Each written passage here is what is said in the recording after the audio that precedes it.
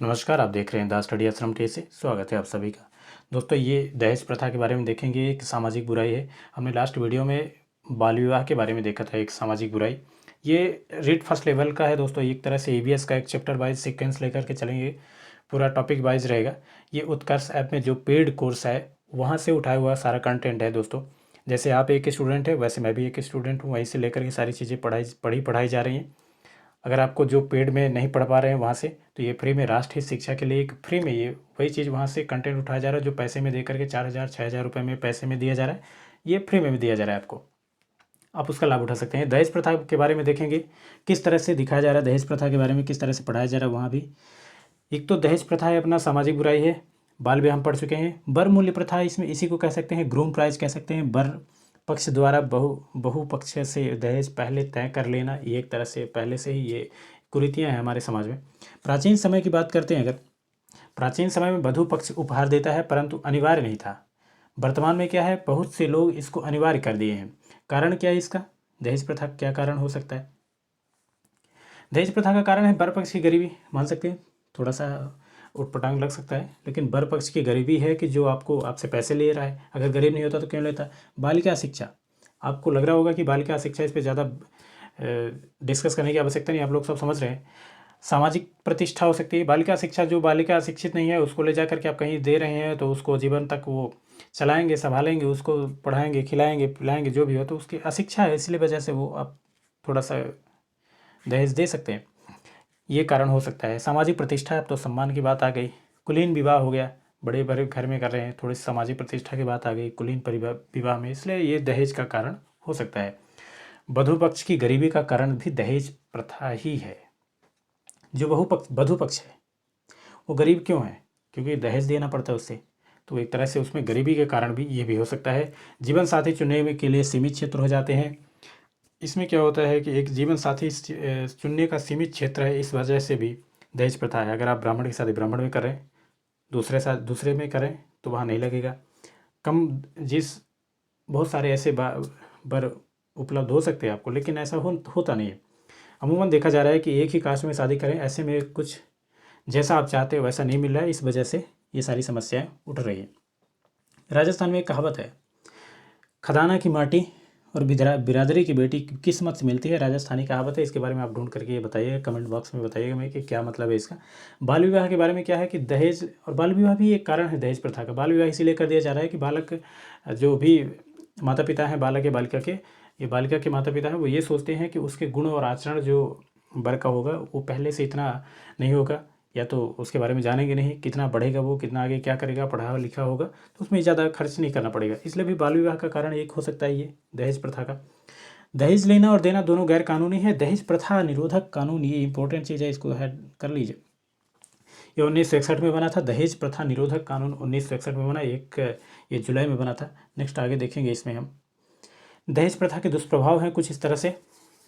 इसमें ऋणग्रस्तता हो सकती है दहेज प्रथा से। जाहिर सी बात है कि जो वधू पक्ष होगा ऋणों से ग्रसित हो जाएगा, और अधूरा विवाह भी होगा। शादी करने के बाद जो है तो आधे विवाह करवाते, अगर पूरा दहेज नहीं दिया गया तो बहुत सारे ऐसे केसेस भी देखे गए हैं कि जहाँ पर अधूरा विवाह होकर के छोड़ के चले जाते हैं, आधा विवाह करके। महिलाओं पर अत्याचार भी होता है, घरेलू हिंसा भी होती है, इस तरह से आपको देखने के लिए मिलेगा। अत्याचार हो गया, कन्या भ्रूण हत्या कारण भी है ये। कन्या का भ्रूण हत्या क्यों हो रहा है? दहेज नहीं होता तो फिर क्यों कन्या का भ्रूण हत्या करते? आराम से माता पिता जो है तो शादी ब्याह करते। बेमेल विवाह होता है, अब धन नहीं है तो ऐसे कि उसके अभाव में जो है तो कन्या का विवाह किसी लगड़े आदमी से कर दिया गया, किसी अधिक उम्र दराज आदमी से कर दिया गया। ये सारी समस्याएं जो है तो दहेज के प्रभाव में दुष्प्रभाव आपको देखने के लिए मिलेगा। दो परिवार में तनाव हो सकता है, ये भी एक जाहिर सी बात है। दो परिवारों में दहेज की वजह से तनाव होता है। दहेज प्रथा रोकने के उपाय भी होते हैं, कुछ कानूनी प्रावधान भी किए गए हैं। वर्तमान में अभी कौन से चल रहे हैं इसके बारे में आगे हम देखेंगे। कानूनी नियम है जो कुछ इस तरह से। दहेज निरोधक अधिनियम 1961 की बात कर रहा है, ये में लागू हुआ था। ये 20 मई 1961 को सदन में प्रस्तावित हुआ। कानूनी नियम है दहेज प्रथा के लिए। कानूनी नियम क्या, 1961 में पारित हुआ 20 मई को। ये इतना इंपॉर्टेंट नहीं है, लेकिन आगे इसका जो कब लागू हुआ ये ज़्यादा इंपॉर्टेंट है, लेकिन फिर भी आपको ध्यान में रखना है। जब हम सारी चीज़ें देख रहे हैं तो इसको भी क्यों छोड़े। 20 मई 1961 को सदन में प्रस्तावित हुआ, और 22 मई को जो है तो राष्ट्रपति द्वारा स्वीकृति दे दी गई, और साथ ही 1 जुलाई को 1 जुलाई 1961 को दहेज कानून अधिनियम पारित हो जाता है और इसमें जो नियम बनाए जाते हैं, कानून हैं, इसमें 6 माह का जेल और 5,000 का जुर्माना अगर इसका कोई उल्लंघन करता है तो 1 जुलाई जो 1961 में कानून बनाया जाता है, दहेज एक्ट बनाया जाता है, उसमें 6 महीने का जेल होता है और जुर्माना होता है 5,000 रुपये का। फिर इसमें आगे चल करके देख रहे हैं कि कुछ संशोधन होते हैं। 1984 में संशोधन होता है। सबसे पहले देखिए 1984 में प्रथम संशोधन होता है। दहेज लेने वाले अथवा दहेज को प्रेरित करने वाले जो भी हो 5 वर्ष का कारावास होगा और 15,000 का जुर्माना। और तुरंत जल्द ही फिर से 1984 में होता है एक संशोधन और फिर जल्द ही फिर से संशोधन हो जाता है 1986 में 2 वर्ष उपरांत तुरंत ही फिर से इसमें संशोधन होता है और 7 वर्ष की इसमें सज़ा कर दी जाती है। पहले में क्या था, 5 वर्ष की सज़ा थी, 15,000 का जुर्माना। 1986 में जो फिर से संशोधन होता है उसमें फिर से 7 वर्ष की सज़ा कर दी जाती है और जुर्माना जो है तो 15,000 ही रहता है। आईपीसी एक इंडियन पैनल कोड का एक जो है तो धारा बनाया गया तो 304 का बी है। 304 बी में क्या बताया जा रहा है, इसी में जोड़ा गया था एक दहेज निरोधक अधिनियम में एक ये धारा जोड़ी गई। इसमें यह बताया गया कि अगर 304 बी जैसे अधिनियम जोड़ा गया है, इसको ध्यान रखिए, आईपीसी धारा 304 का बी, सब बी वाला, तो असामान्य स्थिति में, सामान्य नहीं असामान्य स्थिति में, जैसे मान लीजिए कोई घटना हो गई तो इस स्थिति में वधू की विवाह के उपरांत 7 वर्ष के अंदर ही मृत्यु हो जाती है और जो वर पक्ष है या वर हो गया लड़का जो है दहेज की हत्या का दोषी पाया जाता है तो उसे 7 वर्ष की सज़ा होगी और साथ ही या तो उम्र कैद की भी सज़ा हो सकती है। असामान्य स्थिति में बात करें अगर तो या तो उसे 7 वर्ष की सज़ा होगी या तो फिर उसे उम्र कैद की हो जाएगी। वजह क्या होगी, अगर वो दोषी पाया जाता है दहेज एक्ट का। साथ ही कब, जब अगर शादी की उम्र के 7 वर्ष के अंदर ही बहू की मृत्यु हो जाती है तो ये अपना 304 बी के अंदर आता है। ये हमारा नेक्स्ट है, इस अनुच्छेद में दहेज निरोधक अधिकारी की एक विशेष नियुक्ति की जाती है। इसी अनुच्छेद में जो है तो एक दहेज निरोधक अधिकारी की नियुक्ति की जाती है और साथ ही दहेज मामलों को जल्दी निपटाने के लिए एक दहेज प्रकोष्ठ विरोध मतलब दहेज विरोधी प्रकोष्ठ अधिकारी की भी स्थापना करते हैं। अगर दहेज मामला चल रहा है तो उसको जल्दी निपटाएं। जैसे अपने कानून जो फर्स्ट कोर्ट होते हैं, अपना जिला न्यायालय वगैरह होते हैं, परिवार न्यायालय वगैरह होता है, इस तरह से एक दहेज मामलों को भी निपटाने के लिए दहेज विरोधी प्रकोष्ठ की स्थापना की जाती है। आईपीसी धारा 498 का एक ए बनाया गया, कोर्ट किया गया है इसमें। अभी तो 304 का बी था एक, अब आईपीसी धारा 498 ए की बात करें तो इसमें वर पक्ष में अगर दहेज प्रताड़ना में एक दोषी पाया जाता है तो इसमें 3 वर्ष की सज़ा और कारावास होगा। 3 वर्ष का कारावास होगा और यहाँ महिलाएं भी जेल में जाती हैं। बाल विवाह में देख रहे थे कि महिलाएं जेल में नहीं जाती हैं, लेकिन अगर दहेज प्रथा की बात करते हैं तो यहाँ भी जेल में भी महिलाएं भी जाती हैं। आईपीसी धारा 498 की बात करें, वहीं 304 बी में जो है तो अगर 7 साल की सज़ा होती है, अगर 7 साल के अंदर स्त्री या बालिका की मृत्यु हो जाती है तो वर पक्ष को जो है, वर को ही जो है तो 7 साल उम्र कैद की सज़ा होती है। आईपीसी धारा 498 ए की बात करते हैं अगर इसमें तो दहेज प्रताड़ना में दोषी पाया गया अगर तो इसमें कारावास होगा 3 वर्ष का और साथ ही अगर महिला भी उसमें लिप्त हैं तो उनको भी जेल में डाला जाएगा। साथ ही 2018 की रिपोर्ट आई थी एक, 2018 की रिपोर्ट में ये बताया गया कि जो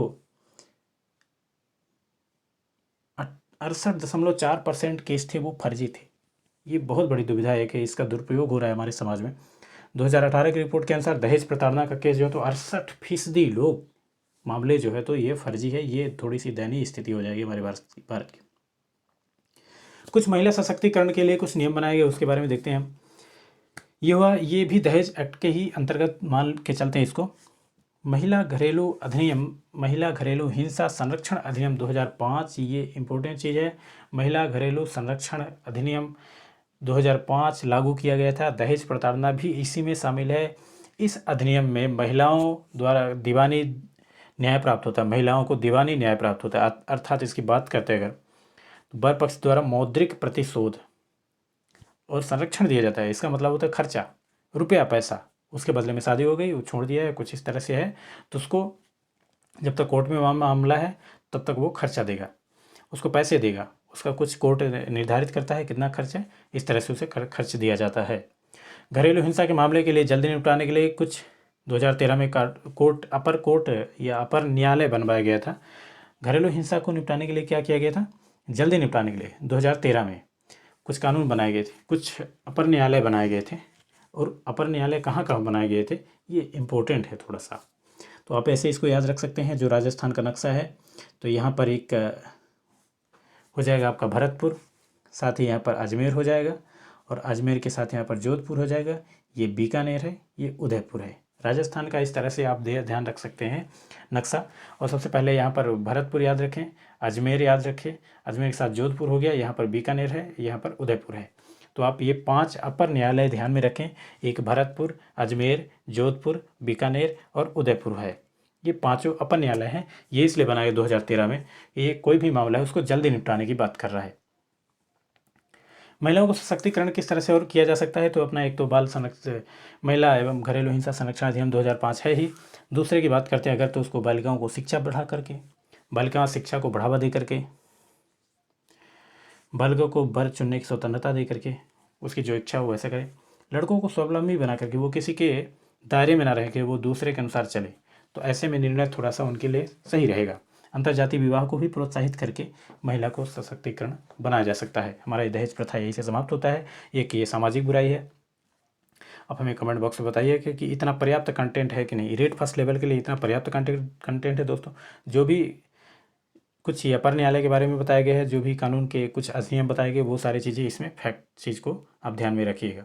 अगर ये आपको PDF की आवश्यकता होती है तो आप हमें बताइए कमेंट बॉक्स में, हम पिन कर देंगे व्हाट्सअप, या तो आप हमें व्हाट्सअप नंबर दे देंगे कमेंट बॉक्स में, आप हमें वहाँ से व्हाट्सअप करके PDF ले सकते हैं।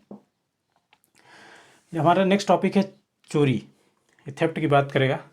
चोरी के बारे में क्या बताना है, इसमें ज़्यादा कुछ है नहीं, पर टॉपिक सिलेबस में है तो देखना तो पड़ेगा। किसी व्यक्ति द्वारा अन्य व्यक्ति की संपत्ति को बिना उसकी आज्ञा के गैर कानूनी रूप से ले लेना क्या होता है, चोरी होता है। चोरी क्या है, एक सामाजिक रूप से अपराध है। चोरी क्या है, चोरी तो एक सामाजिक रूप से अपराध है ही। चोरी के कुछ तत्व हैं, क्या कारण हो सकता है इसका। चोरी के तत्व क्या है, चल संपत्ति चुराई जा सकती है, अचल नहीं। चुराने वाले के मन में बदनीयती, बेईमानी, ये सारी चीज़ें आपकी समझ में पहले से ही बैठी हुई है, आप सब लोग जानते हैं। इसमें एक थोड़ा सा फैक्ट की चीज़ बात करते हैं अगर, तो ये पाती मांगना जैसा शब्द यहाँ दिख रहा है। पाती मांगना क्या है, पाती मांगना एक कंजर जाति लोग द्वारा अपराध से पूर्व ईश्वर से आशीर्वाद मांगते हैं, ना कि ईश्वर से। अपने कुल देवी जुगड़िया देवी है वहाँ की, वहाँ से ये लोग ईश्वर उसको मानते हैं, उनको मानते हैं, और वहाँ से जो है चोरी करने से पहले पाती मांगते हैं। पाती मांगने का मतलब चोरी करने से पूर्व जो है तो आशीर्वाद मांगते हैं। वो किससे मांगते हैं, कंजर जात के कुल देवी हैं जुगड़िया देवी, उनसे मांगते हैं। और साथ ही एक है यहाँ पर हुकुम का प्याला। ये 2 इम्पोर्टेंट चीज़ है, वहाँ की संस्कृति से जुड़ा हुआ है। एक हुकुम का प्याला का मतलब ये है कि कंजर जात हुकुम का प्याला पीने के बाद झूठ नहीं बोलते। इस तरह से ये एक चीज़ अपनाई जा सकती है झूठ के बारे में पता लगाने के लिए। चोरी के बारे में पता लगाना जो है, तो चोरी के बारे में 2 चीज़ आप ध्यान रखिए यहाँ पर। एक तो पाती मांगना हो गया, जो कंजर जात के लोग जो है तो अपने कुल देवी से आशीर्वाद मांगते हैं चोरी करने से पहले। दूसरा एक है हुकुम का प्याला, कि चोरी करने से, हुकुम का प्याला पीने के बाद कंजर जात के लोग जो है तो झूठ नहीं बोलते हैं। चोरी के कारण क्या हो सकते हैं, चोरी के कारण एक तो देखिए गरीबी है तभी तो चोरी करेगा, और कुछ संगत का भी असर होता है। बहुत सारे लोगों के पास पैसा होता है फिर भी वो चोरी करते हैं। तो ये ऐसे इस तरह से कुछ लाइनें आपको देखें, लेकिन ये पाती मांगना और हुकुम का प्याला जो है तो आपको ध्यान में रखना है। चोरी के कुछ कानून के बारे में देखेंगे। धारा 378 की बात कर रहे हैं यहाँ पर। चोरी के कुछ कानून बनाए गए हैं। चोरी के कुछ इस तरह से कानून है। धारा 378 ये इंपॉर्टेंट है, इसको ध्यान में रखिए दोस्तों। चोरी के मुकदमे आप 420 देख रहे हैं, वो फ्रॉड का केस होता है, वो 420 जो है तो चोरी के लिए नहीं बनाया गया है। चोरी के मुकदमे इस तरह से हैं, इस धारा के अंतर्गत चोरी की गई संपत्ति चल हो सकती है। चल किस तरह से, रुपया हो, धन हो, दौलत हो। धन नहीं कह सकते, जेवर है, कागज़ है। धन में तो जमीन भी आ सकती है। तो इस धारा के अंतर्गत जो भी चल संपत्ति है वो 378 के मुकदमे के अंतर्गत रखा जाएगा। इसको बेईमानी से किसी भी संपत्ति पर कब्जा करना, ये भी इसी कानून के तहत आता है। लूट हो गया, बैंक में लूट, बस में लूट हो गया, ट्रेन में लूट हो गया, ये डाकू करते हैं। चोर कौन सा करता है, चोर चोरी करता है वो हथियार नहीं उठाता। आत्मरक्षा के लिए हथियार उठा सकता है वो, लेकिन अगर डाकू जो है तो वो असहमति बनने पर वो हथियार उठा सकता है। ये थोड़ी 2 सामाजिक बुराइयाँ थी। दहेज प्रथा हो गई हमारे, हमने बाल विवाह के बारे में देखा, ये दहेज प्रथा है। और साथ ही अब तो ये चोरी का भी एक हट गया। हम नेक्स्ट टॉपिक हम अपना देखेंगे।